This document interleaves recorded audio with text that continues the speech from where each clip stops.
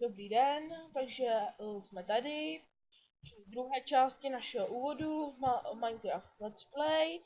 A jak vám Richtar v minulém díle slíbil, začneme designem, na který je tady pan Richtar odborník, takže my si budeme jenom dívat a poslouchat. Richtare, máš slovo.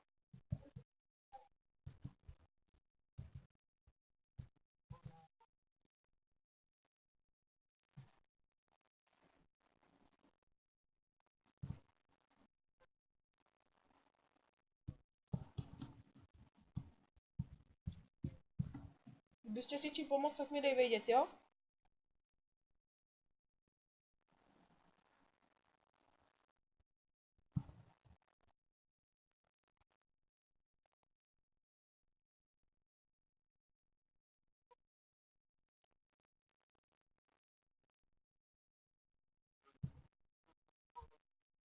Teď si jednou vynechal dřevo, nahoře. Boha. Je.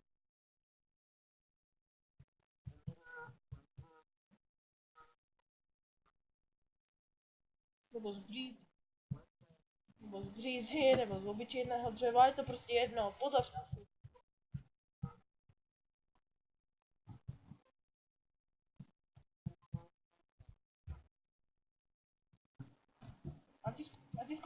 Já ti skočím vyrobit schody, jo?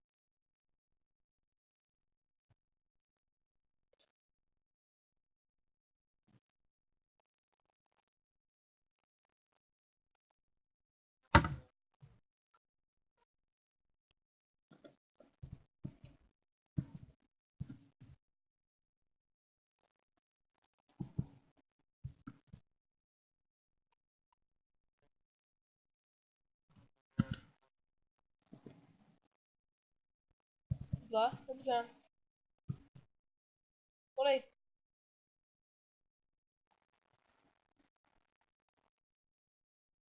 Našlapnou desku nebo to tvrdší?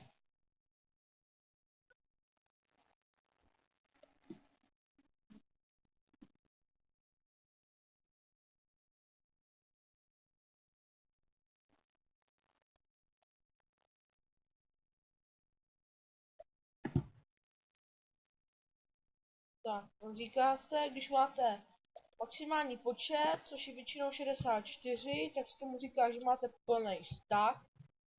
No, a já tady teda, a tady mám pro tebe teda plný stack.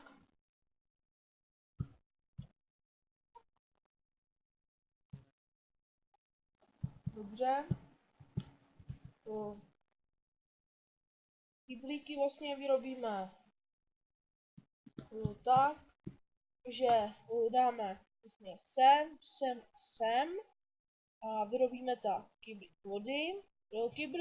Kyblík sám o sobě je jeden z málo věcí, které nemůžete dát do sebe, jak vidíte, musíte je dát zvlášť.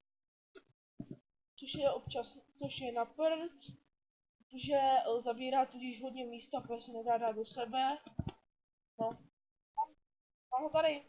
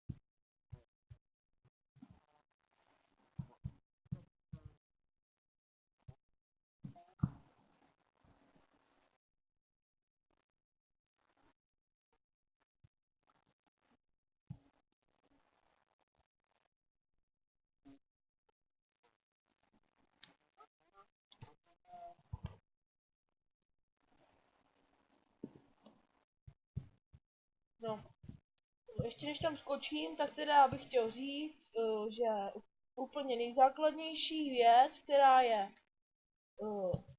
která se dá, která je vlastně v baráku, je crafting table, který jsem sem chtěl dát, ale už mě předběhl kamarád. Další velmi důležitá věc je tady pec, to je taky hodně důležitá. Když tam stavíte kovy, že?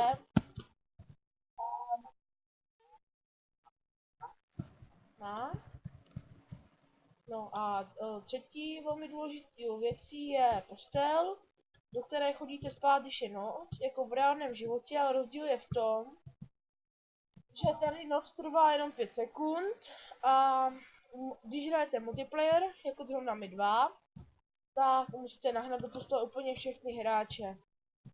Což je velmi těžké, protože většina hráčů je protivná a to třeba zrovna něco staví, takže se jí moc nechce.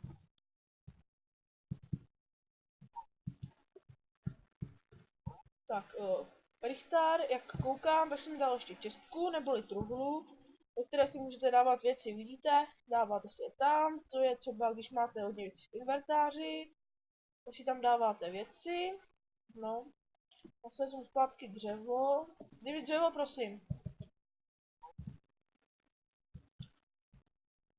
Dobře, děkuju. Tak, pak třeba v nějakých serverech, kde se vám nezavírá pedna automaticky, si musíte uzavřít sami tím, že si vyrobíte stick. Taky dáte jeden dolů a sem dáte takhle kameny a uděláte si cedulku. Takhle, když na to kuchne já jenom, tak je to privaté šubík, což znamená, že to je jenom pro mě. A nebo, když to chci udělat pro víc lidí, tak dám Alt FG, F, privaté, FG, svoje jméno a jméno kamaráda, v tomto případě Richtar. A v osobě nesmí by se mohlo.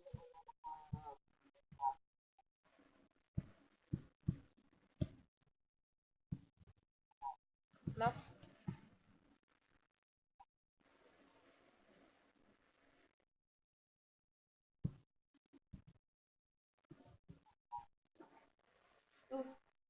Nic, já jsem to jenom chtěl, abych si dostal nahoru, víš. No, tak to jsou úplné základy. Pak ještě všechny různé crafty, vlastně věci, které se dají vykraftit. Vám dám stránku do popisu. A no, už jsme měli všechno, co se týče baráku a vybavení.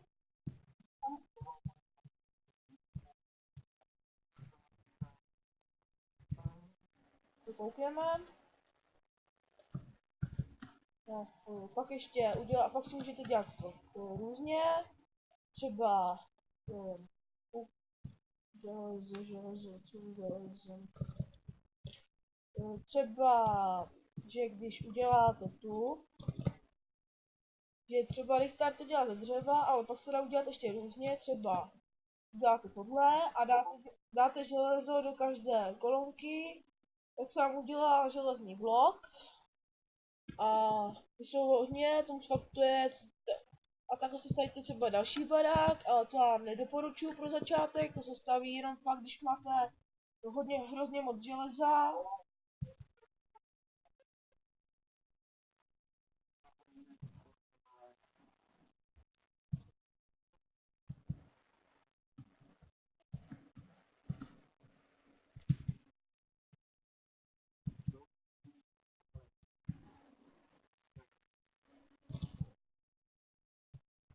Jak vidíte, tak celá země je ze železné rudy, kterou tady máme ovšem na okrasu. Takhle velké ložisko vlastně nenajdete, to prostě neexistuje.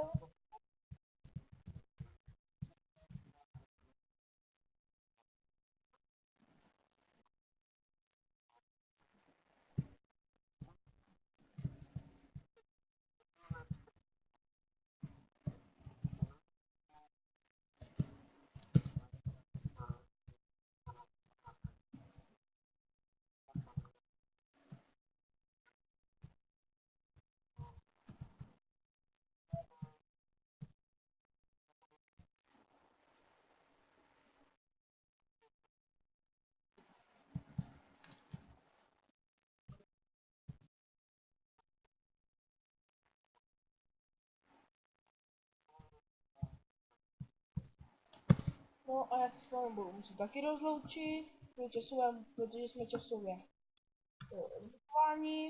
A tak já se s vámi loučím a děkuji za váš čas. Ahoj.